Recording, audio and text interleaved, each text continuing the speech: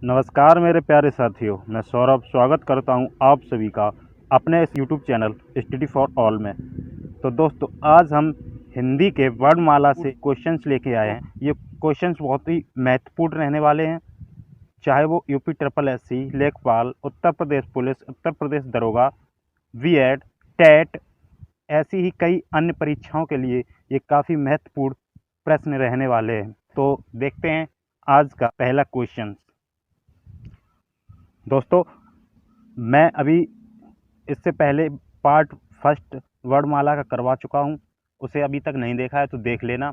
और उसमें जो प्रश्न दिए हुए थे उसी में से एक दो प्रश्न इसमें इंक्लूड किए हुए हैं, क्योंकि वो रिवीजन भी हो जाएगा आपका। और वो बहुत ज़्यादा प्रश्न पूछे जाते हैं, वही दोबारा से मैंने इसमें ऐड किए हैं। ठीक है दोस्तों, तो ये पहला प्रश्न है, भाषा की सबसे छोटी इकाई है, यानी भाषा की सबसे छोटी इकाई कौन सी है? तो इसका सही आंसर हो जाएगा वर्ड। वर्ड भाषा की सबसे छोटी इकाई है। ठीक है दोस्तों, देखते हैं नेक्स्ट क्वेश्चन। नेक्स्ट क्वेश्चन है, वर्णमाला किसे कहते हैं? तो वर्णमाला वर्णों के व्यवस्थित समूह को वर्णों के व्यवस्थित समूह को वर्णमाला कहते हैं। ठीक है, तो इसका ऑप्शन नंबर डी बिल्कुल करेक्ट हो जाएगा। नेक्स्ट क्वेश्चन है, निम्न में से कंठ ध्वनियाँ कौन सी हैं?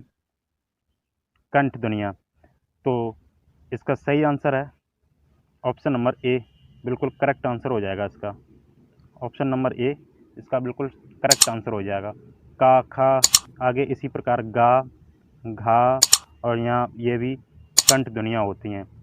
या रा की बात की जाए तो ये या रा ला और वाह, ये या ला रा वाह, ये अंतस्थ ध्वनियाँ होती हैं, अंतस्थ ध्वनियाँ। ठीक है, यहीं चा और जा की बात की जाए, चा, छा, जा, झा, और यहाँ ये होती हैं तालु, ये तालु ध्वनियाँ होती हैं। ठीक है, तालु ध्वनियाँ। और यहीं टा, ठा, ये जो है टा वर्ग पूरा देख लिया जाए तो ये मूर्धा होता है, मूर्धन्य ध्वनियाँ कहलाती हैं। नेक्स्ट क्वेश्चन, और क्वेश्चन नंबर 4 देखते हैं। स्थान के आधार पर बताइए कि मूर्धन्य व्यंजन कौन से होते हैं? स्थान के आधार पर बताइए कि मूर्धन्य व्यंजन कौन से होते हैं?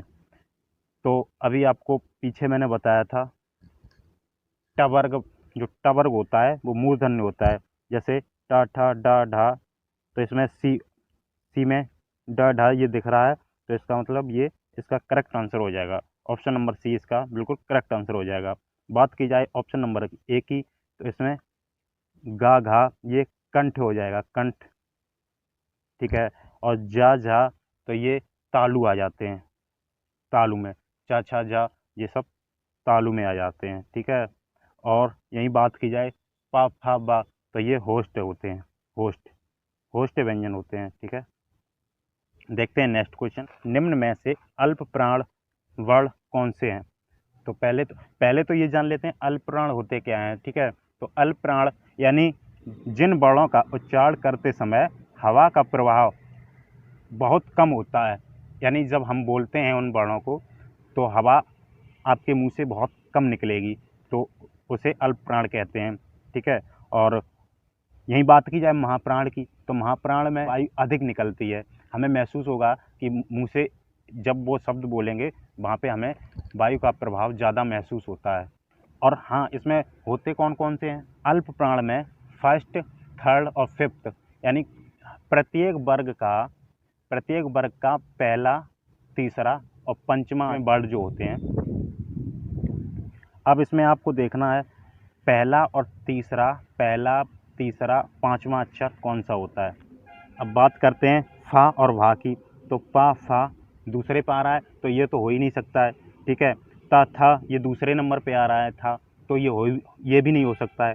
यहीं पे बात की जाए ऑप्शन नंबर बी की, तो का और खा, का पहले पे आ रहा है और गा, का और गा, का पहले पे आ रहा है और गा तीसरे पे आ रहा है, तो यानी इसमें हमारा नियम अलाउ होता है। इसका ऑप्शन नंबर बी बिल्कुल करेक्ट हो जाएगा, क्योंकि पहला और तीसरा इसमें वर्ड मिल रहा है। ठीक है, तो यही अल्प प्राण हो जाएगा इसका सही आंसर। ठीक है, देखते हैं नेक्स्ट क्वेश्चन। नेक्स्ट क्वेश्चन है, निम्न में से नासिक निम्न में से नासिक व्यंजन कौन सा है? प्रत्येक वर्ग का जो पांचवा यानी लास्ट वाले जो होते हैं वो अनुनासिक या नासिक व्यंजन कहलाते हैं। इसका ऑप्शन नंबर बी बिल्कुल करेक्ट आंसर हो जाएगा।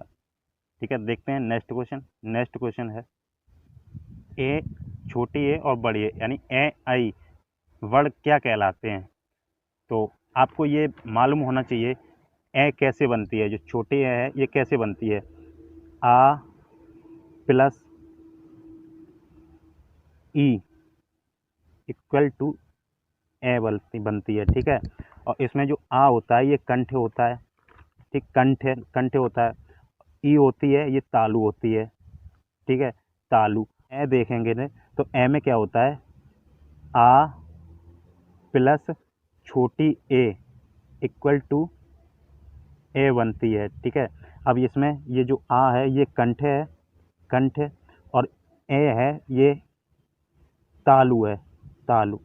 ठीक है, तो इसमें इसका जो सही आंसर है वो आंसर ऑप्शन नंबर डी बिल्कुल करेक्ट हो जाएगा।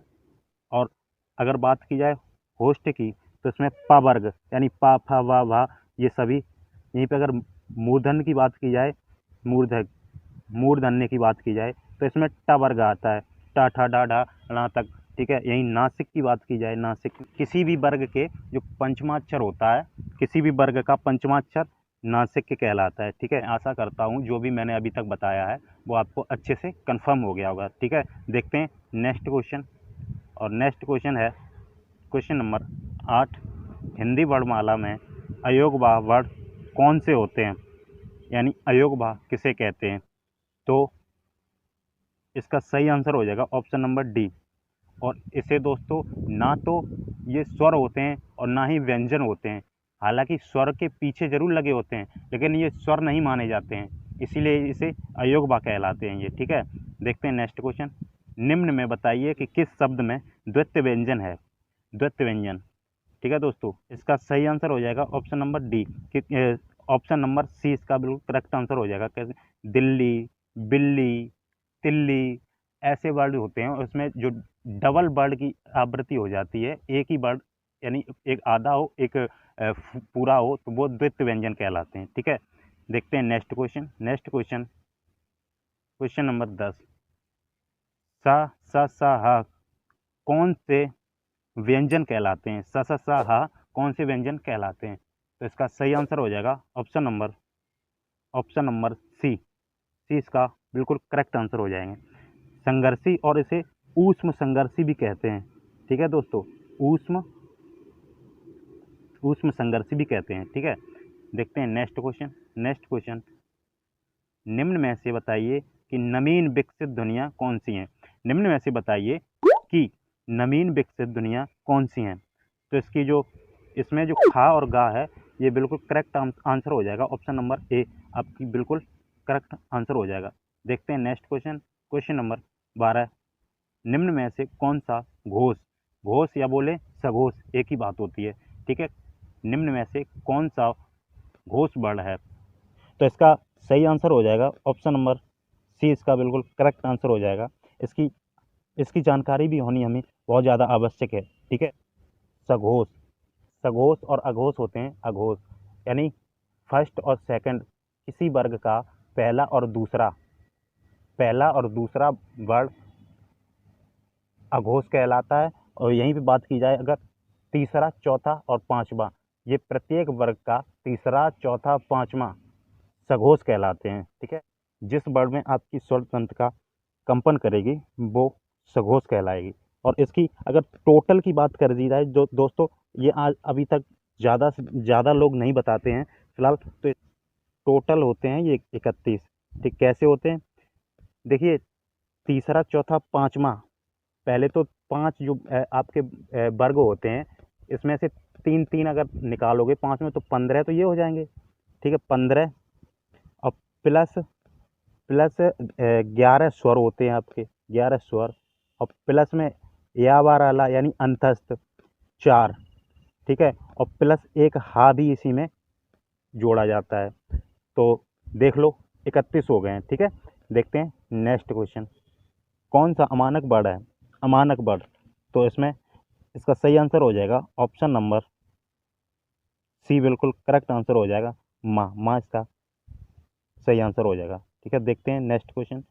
नेक्स्ट क्वेश्चन नंबर 14, का, गा, जा, फा ध्वनियाँ किसकी हैं? यानी जो ये वर्ड दिए हैं ये किस भाषा के हैं? तो ये अरबी और फारसी भाषा के हैं। ठीक है, ऑप्शन नंबर 20 का सही आंसर हो जाएगा। देखते हैं next question, question number 15, Hindi में मूलतः वर्णों की संख्या कितनी है? तो इसका सही आंसर हो जाएगा ऑप्शन सी, इसका बिल्कुल करेक्ट आंसर हो जाएगा 52। ठीक है, देखते हैं नेक्स्ट क्वेश्चन। नेक्स्ट क्वेश्चन आपके सामने, छह ध्वनि किसके अंतर्गत आती है? छह छह ध्वनि है जो किसके अंतर्गत आती है? तो ये संयुक्त ध्वनि कहलाती है। जो छा है, जैसे छा से क्षत्रिय, त्रिशूल, ज्ञानी और एक श्रृंगार वाला श्र, तो संयुक्त कहलाते हैं। तो इसमें चार होते हैं, छ, त्र, छत्र, ज्ञ और स्र, स्र, ये चार होते हैं। अब दोस्तों ये भी पूछ लिया जाता है ये किससे मिलके बनता है? तो ये आधा का यानी हलंत वाला का और प्लस सा, षटकोण वाला सा, इससे छ बनता है। यही बात की जाए त्रय की बात की जाए तो ये ता के नीचे हलंत प्लस रा से बनता है। यहीं पे बात की जाए अगर ज्ञा की, ज्ञा होता है तो ये बनता है जा हलंत वाला यानी आधा जा प्लस यहाँ से। और यहीं बात की जाए अगर सिरा की होता है तो ये बनता है, ये बनता है आधा सा प्लस रा से, सीटी वाला। ठीक है, सीटी वाला सा। नेक्स्ट क्वेश्चन आपके सामने, हिंदी शब्दकोश के छ का क्रम किस वर्ण के बाद आता है? तो इसका सही आंसर हो जाएगा ऑप्शन नंबर ए, बिल्कुल करेक्ट आंसर हो जाएगा। का के बाद छ का क्रम आता है। ठीक है, देखते हैं क्वेश्चन नंबर 18, 18 ज्ञा से ज्ञानी, जो अभी मैं बता चुका हूँ। देखो अभी मैंने बताया वही क्वेश्चन आपके सामने आ गया है। ज्ञा वर्ण किस वर्णों के संयोग से बनता है? तो ये बनता है ऑप्शन नंबर बी से, आधा जा, यानी जा के नीचे हलंत प्लस यहाँ से। तो देखते हैं next question. Next question number 19, अघोष वर्ण कौन सा होता है? फर्स्ट और सेकंड यानी प्रत्येक वर्ग का पहला और दूसरा वर्ण अघोष कहलाता है। अगर बात की जाए टोटल अघोष कितने होते हैं, अगर बात की जाए कि टोटल अघोष कितने होते हैं, तो ये दोस्त 13 होते हैं, 13। ठीक, होते कौन कौन से हैं तो आप देख लीजिए, पहला वर्ड और दूसरा वर्ड, दूसरा वर्ड। ठीक है, तो इसी प्रकार 5 वर्गों में बटे हुए हैं जो अपने वर्ड।